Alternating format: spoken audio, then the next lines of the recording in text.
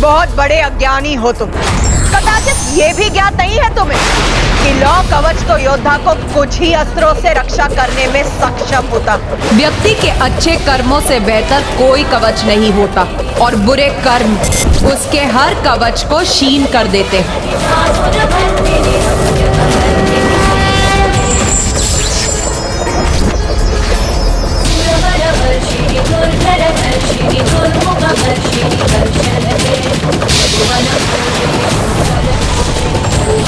किंतु स्वर्ण आभूषण मंगल और शक्ति के प्रतीक, और ये शक्ति तब तक स्थिर रहती है जब तक स्वर्ण के प्रति कोई मोह या लोभ न जागृत हो।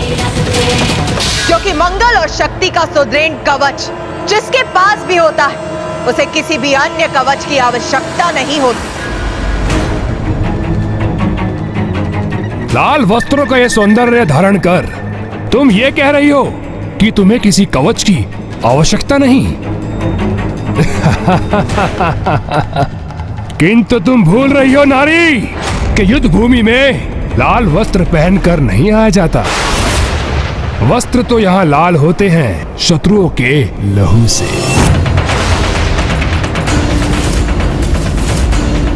अब ये दुष्ट अपने सर्वनाश के मुख में प्रवेश करने वाला ही है, क्योंकि इसके पाप का घट अब भरकर छलकने ही वाला है, जो इसे मृत्यु की ओर अग्रसर करेगा। जिस लाल रंग का तुम उपहास कर रहे हो वही लाल रंग क्रियाशीलता का, सृजनात्मकता का प्रतीक। वही लाल रंग जन, सुख और समृद्धि का कारक, तो वही लाल रंग मृत्यु का भी कारक। आरंभ और अंत दोनों लाल रंग से ही होते हैं।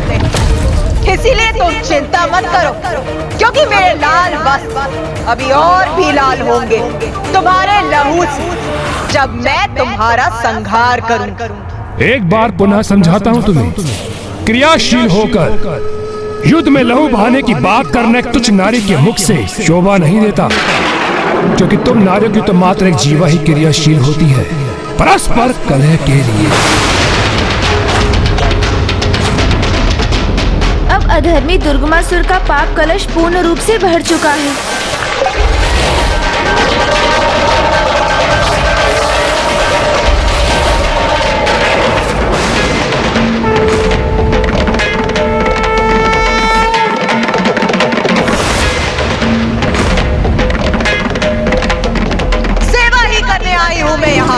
धर्म और नियति की सेवा, तुम जैसे पापी का नाश कर।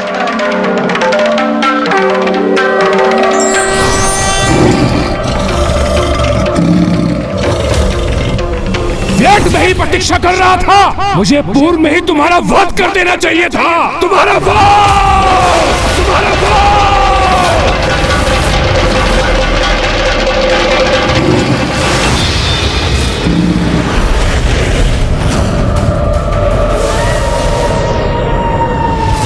ये कैसा शेष स्वरूप दिखाई दे रहा है इस दुष्ट दुर्गमासुर का। अधर्म देवराज, अधर्म और पापों का अंधकार है ये, जिससे सभी को दूर रहना चाहिए।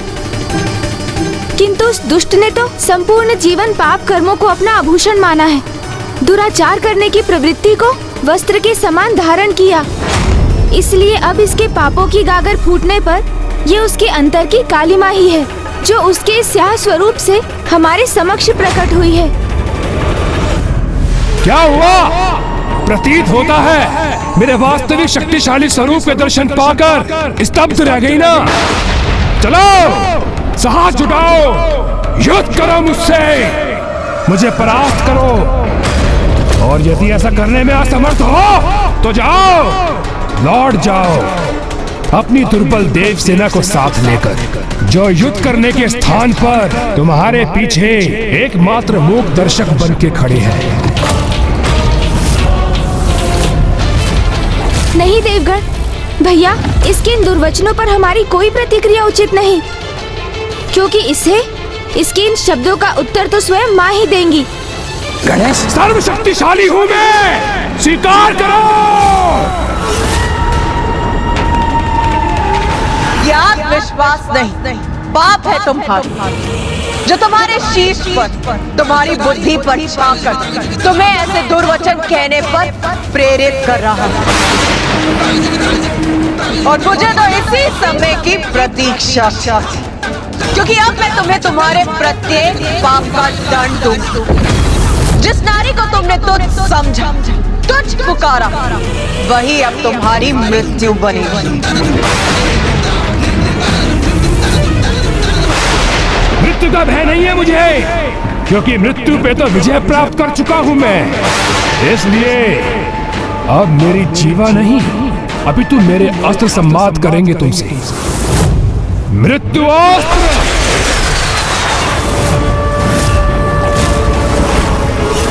लो मेरे इस प्रहार को संभालो।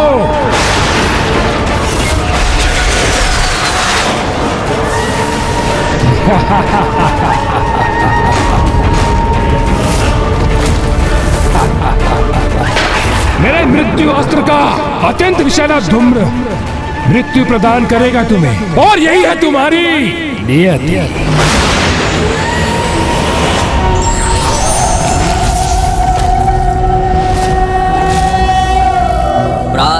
महाविद्या माता धूमावती कलिकया जापमाला जयंती मध्याह्ने प्रौढ़रूपा विकसित वदना चारुनेत्रा निशायां संध्यायां नृत्यरूपा गलित कुचयुगा मुंडमालां वहन्ति स देवी देवदेवी त्रिभुवन जननी कालोकपातु युष्मान्।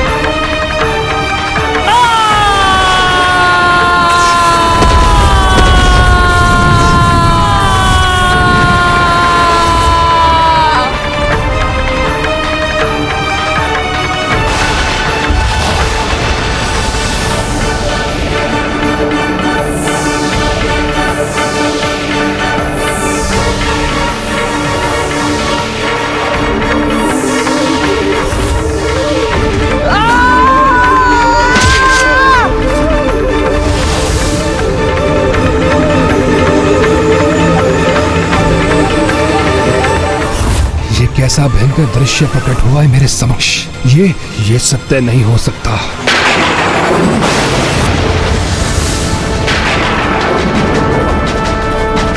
यही है तेरा अंतिम सत्य दुष्ट। तेरे मृत्यु अस्त्र के धूम्र में ही दिखाई दे गई ना तुझे अपनी मृत्यु। नहीं, ये मेरी मृत्यु नहीं, कोई माया है तुम्हारी, जिससे तुम मेरा मनोबल तोड़कर युद्ध में पराजित होने के स्थान पर तुम मुझे ही मेरे मन में पराजित करने का प्रयास कर रही हो। किंतु मैं ऐसा कदापि नहीं होने दूंगा। मेरे आसुरी अस्त्र तुम पर विफल हुए तो क्या हुआ, किंतु अपने दैविक अस्त्र का प्रयोग कर तुम्हारा संहार अवश्य करूंगा।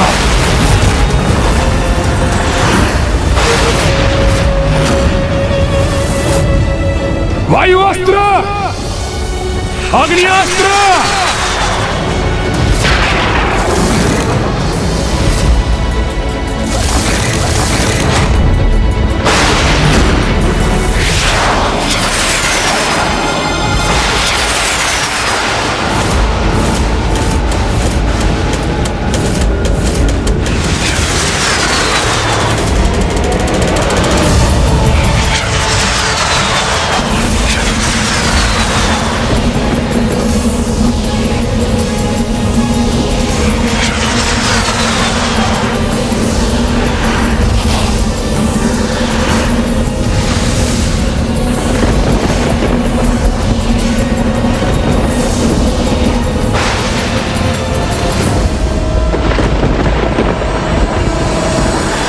सभी देवी देवी कवच से सुरक्षित हैं, किंतु इन देवास्त्रों की संहारक ऊर्जा तो हमारे लिए और संपूर्ण सृष्टि के लिए भी संहारक सिद्ध हो सकती थी।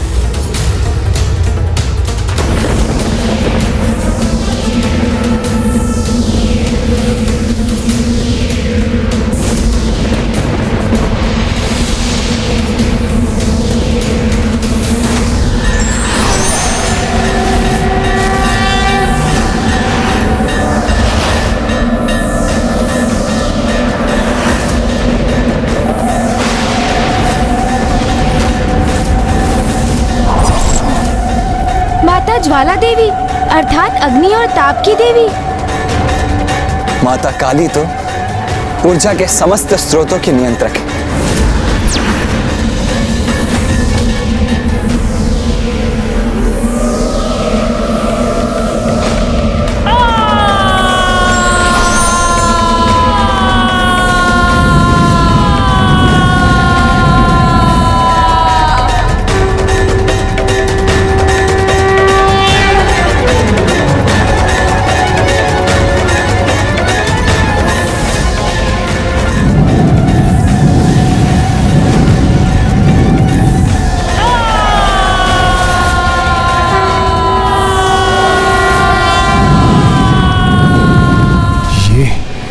ये क्या हो रहा है? ये देवियां मेरे दैविक अस्त्रों के प्रभाव को कैसे नष्ट कर सकती हैं?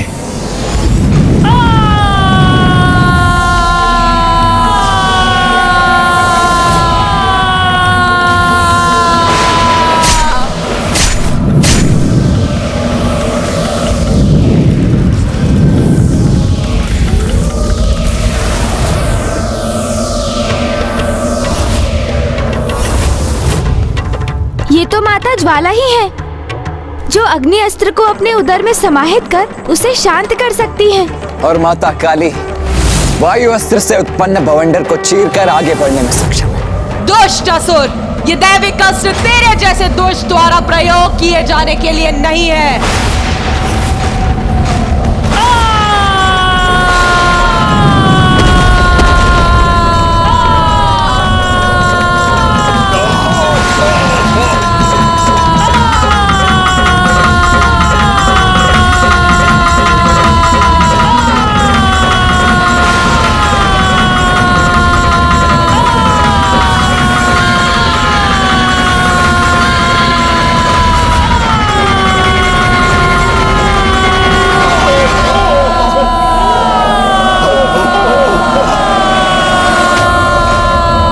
मेरी असुरी ढाल मेरा कवच बनकर मेरी रक्षा करेगी।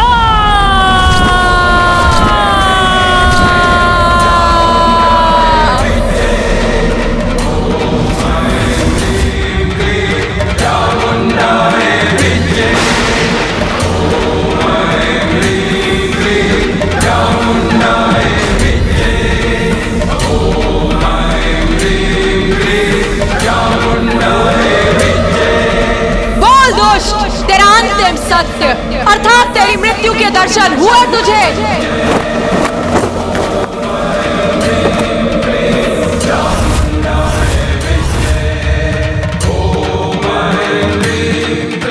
ये थी वायु की वास्तविक शक्ति। अब देख ज्वाला की शक्ति क्या करती है तेरे साथ।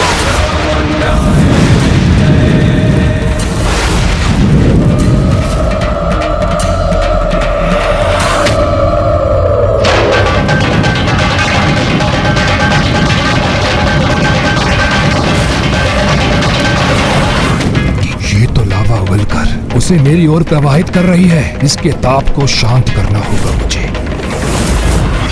वरुण अस्त्र।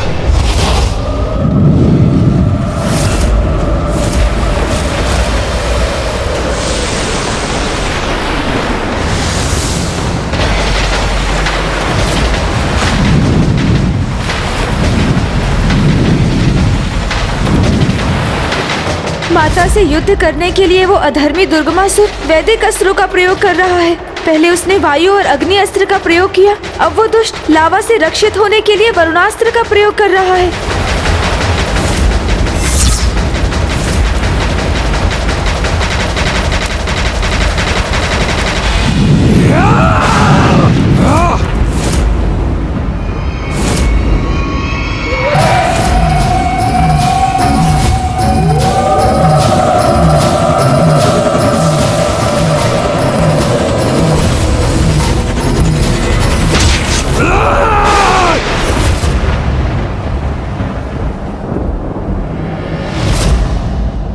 पुनः मुझे वो दृश्य क्यों दिखाई दिया? पहचान अपनी मृत्यु को मूर्ख, जो तेरे अंतिम सत्य के रूप में तेरी ओर बढ़ रही है।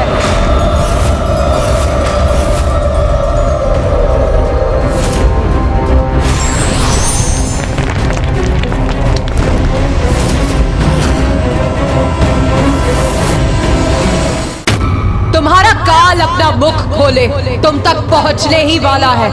इसका आभास हुआ तुम्हें दुर्गमासुर? नहीं, असंभव है मेरी मृत्यु। मैं अजय था, अजय हूँ और अजय रहूंगा।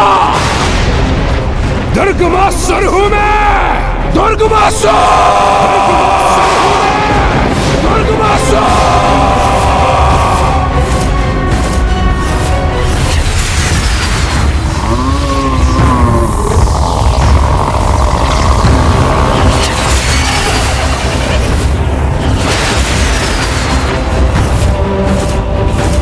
मेरे एक तो अस्त्रों से सुरक्षित होगी तुम देवी, किंतु मेरे समस्त दैविक अस्त्रों के प्रहार से स्वयं को नहीं बचा सकोगी। तामसिक माता के 94 करोड़ अनुष्ठान का ही प्रतिफल है मेरे ये वैदिक अस्त्र, जो अब इस तुच्छ नारी के संहार में सहायक सिद्ध होंगे।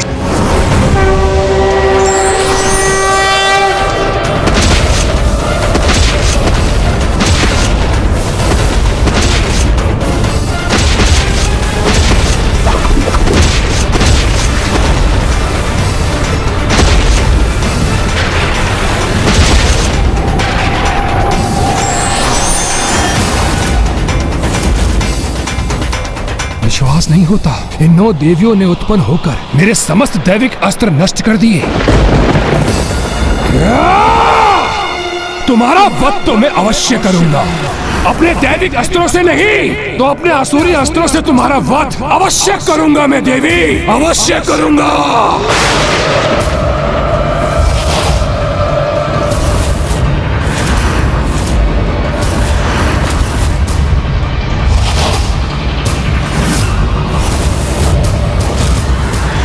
दुष्ट अधर्मी, लो अब सामना करो धन की शक्ति का।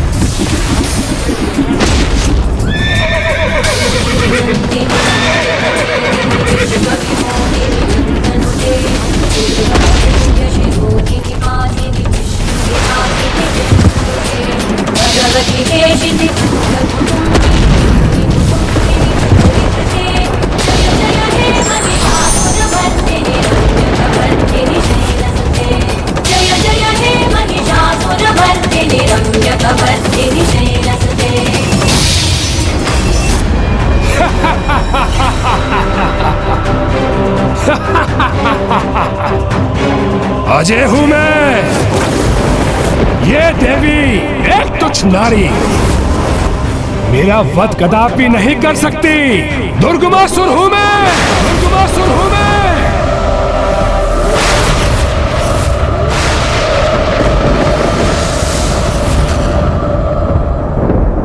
ये क्या? मेरा शीश मेरे तन से विलग होकर नीचे गिरा हुआ है। क्यों दुष्ट, अपनी मृत्यु दिखाई दी तुम्हें?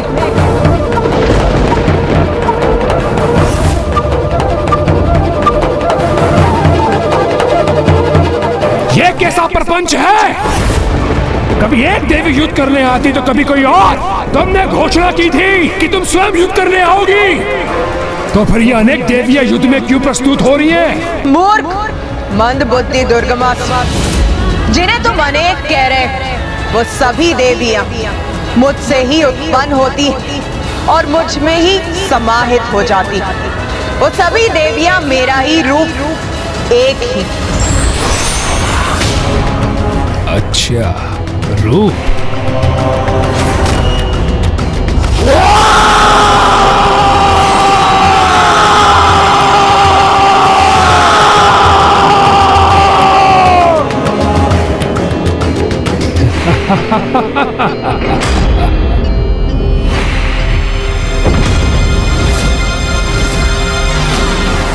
मंद बुद्धि मैं नहीं, अपितु तुम हो देवी, जिसे यह भ्रम है कि तुम दुर्गमासुर की मृत्यु बनोगी। स्मरण करो मैंने क्या कहा था, दुर्गमासुर की मृत्यु दुर्गम ही नहीं अपितु असंभव भी है।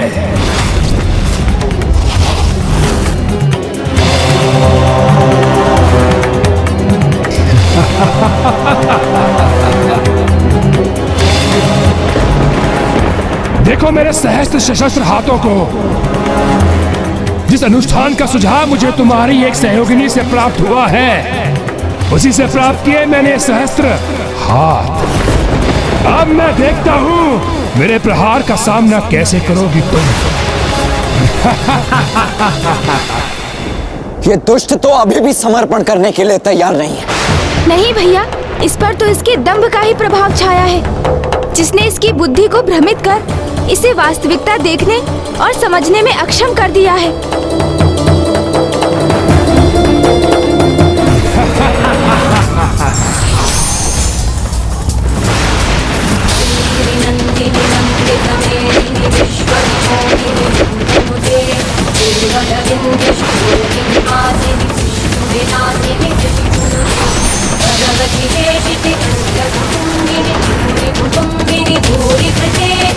जय जय हे महिषासुरमर्दिनी रम्यकवर्दिनी शैलसुते।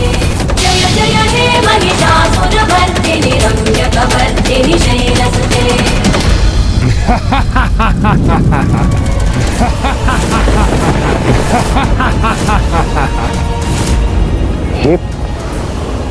ये क्या हुआ?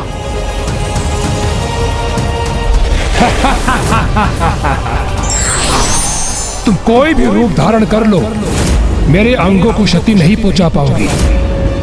तुम्हारा कोई भी छल युक्त वार सफल नहीं होगा मुझ पर, नहीं होगा। ये क्या? माता के किसी भी बाण का प्रभाव इस दुर्गमासुर पर क्यों नहीं हुआ? ये कैसे हुआ? कैसे संभव है ये? इससे तो मैं भी अचंभित हूँ। ये कैसे संभव हुआ? देखा देवी, देखा मेरी अजय शक्ति का प्रदर्शन। स्वयं को देवी आदिशक्ति पुकारने वाली। ये तो उचित है कि तुम्हारे प्रत्यक्षदर्शी तुम्हारे साथ है। जो तुम्हारा विनाश देख उसकी गाथा गाएंगे, संसार को बताएंगे कि वो तुम्हें पूजने की भूल करते थे, क्योंकि तुम कोई महाशक्ति नहीं, अभी तो एक मात्र तुच्छ नारी हो। मैं दुर्गमासुर, ब्रह्मांड के सारे देवी देवताओं को पराजित करने वाला दुर्गमासुर, तुमसे भी कहीं अधिक शक्तिशाली हूं मैं। महाशक्तिशाली, महाज्ञानी, महापराक्रमी दुर्गमासुर हूं मैं।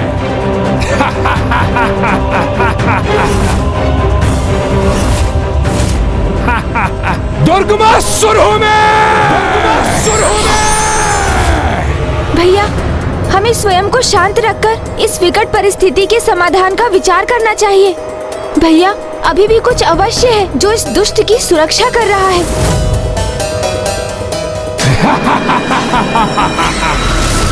इसका ललाट, मेरी दिव्य दृष्टि से मुझे इसके ललाट पर वैसा ही तेज दिखाई दे रहा है जैसा तेज गायत्री माता के प्रभाव से दुष्ट अरुणासुर के ललाट पर भी था।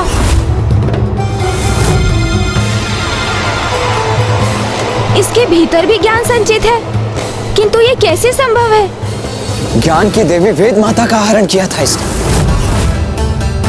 तो अवश्य उन्हीं से कोई ज्ञान प्राप्त किया होगा इसने। भैया, संगति का प्रभाव। अर्थात ये भैया कि जैसे आप मेरी संगति में रहने के कारण इतने चतुर हो गए हैं कि आपने अपनी चतुराई से इसका रहस्य ज्ञात कर लिया, उसी प्रकार अवश्य वेद माता की संगति ही इसकी रक्षा का कारण बन रही है। उनके सानिध्य के कारण ही इसमें वेद का ज्ञान संचित हुआ है। वेद का ज्ञान? हाँ देवराज, इसलिए तो कहा जाता है कि अच्छी संगति में रहने का बहुत लाभ होता है, जिसका प्रत्यक्ष प्रमाण है ये दुष्ट असुर, जिसने ना चाहते हुए भी अच्छी संगति से ज्ञान तो अर्जित किया, किंतु उसका उपयोग ना कर सका, और तब भी वही ज्ञान इसकी रक्षा कर रहा है। माता को तो सब ज्ञात है, मुझे तो उनका ध्यान इस ओर आकृष्ट करने का माध्यम भर बनना है, जिसका एक ही उपाय है, उस मंत्र का उच्चारण जिसमें समस्त वेदों का सार निहित है।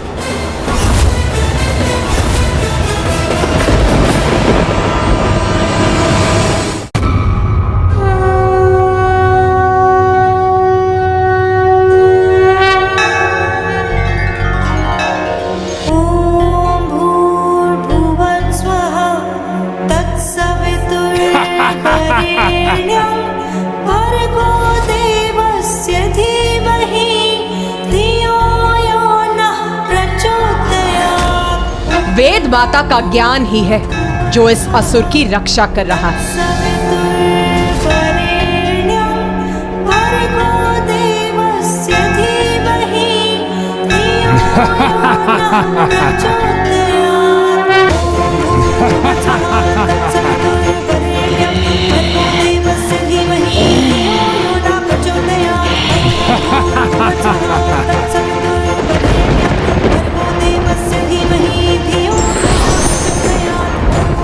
ओह, एक और अस्त्र।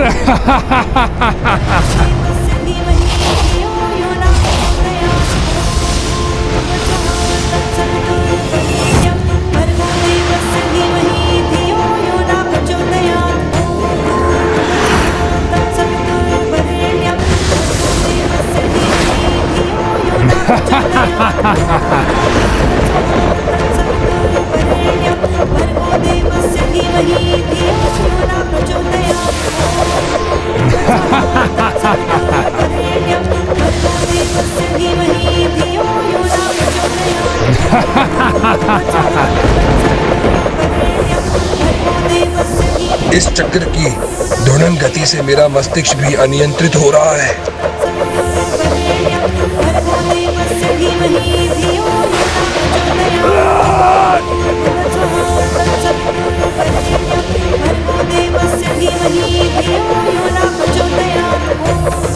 ये कैसी पीड़ा का आभास हो रहा है मुझे। अपार कष्ट हो रहा है मुझे, जैसे मेरा शीश विस्फोट होने जा रहा है।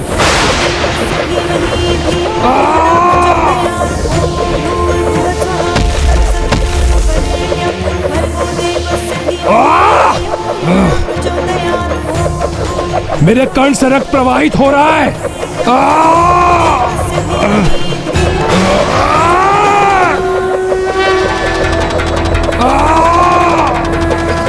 ये क्या? इस पापी दुर्गमासुर के शीश से ये उजला प्रकाश कैसे प्रकट हो रहा है? यही वो ज्ञान है देवराज, जो इसे सुसंगति से दान में प्राप्त हुआ था। चारों वेदों का ज्ञान।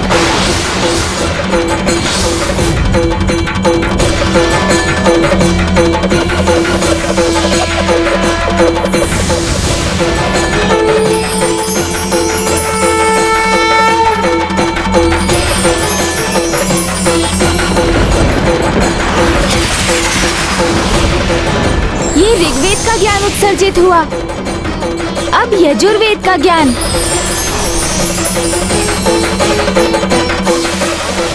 तत्पश्चात सामवेद का ज्ञान और अब अंततः अथर्ववेद का ज्ञान भी उत्सर्जित हो गया उसके मस्तिष्क से।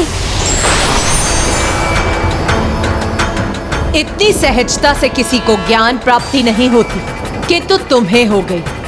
बलपूर्वक तुमने जिनका हरण किया, वेद की उन्हीं देवी की संगति से तुम्हें इस धर्म के ज्ञान को पाने का सौभाग्य मिला। किंतु तुम्हारे भीतर की बुराई ने तुम्हारे ज्ञान को कभी बढ़ने नहीं दिया, किंतु धर्म के इस ज्ञान ने फिर भी तुम्हारा साथ दिया और कवच बनकर सदा तुम्हारी रक्षा की। यह है उचित ज्ञान का महत्व, जो तुम जैसे मूर्ख अधर्मी कभी नहीं समझ सकते। किंतु अब तुम्हारा ये कवच तुमसे छिन चुका है, इसलिए अब तुम अपने सर्वनाश के लिए तैयार हो जाओ दुष्ट दुर्गमासुर।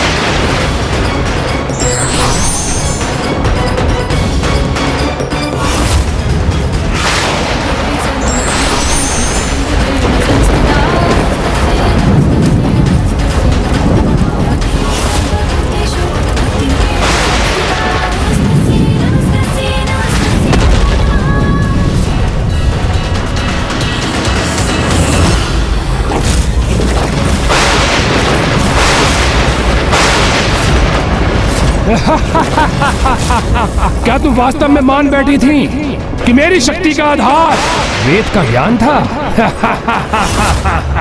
नहीं देवी नहीं, अपने अनुष्ठान से शक्ति प्राप्त की है मैंने। 94 करोड़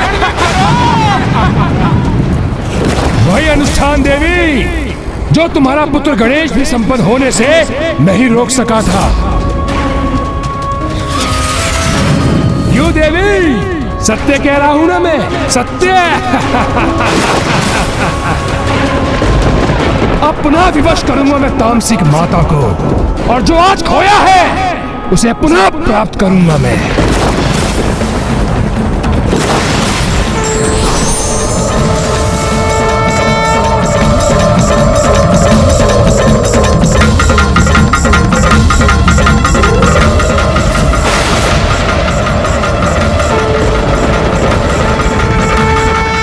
इसी माँ ने तुझे सुझाव दिया था, आज मृत्यु प्रदान करेगी।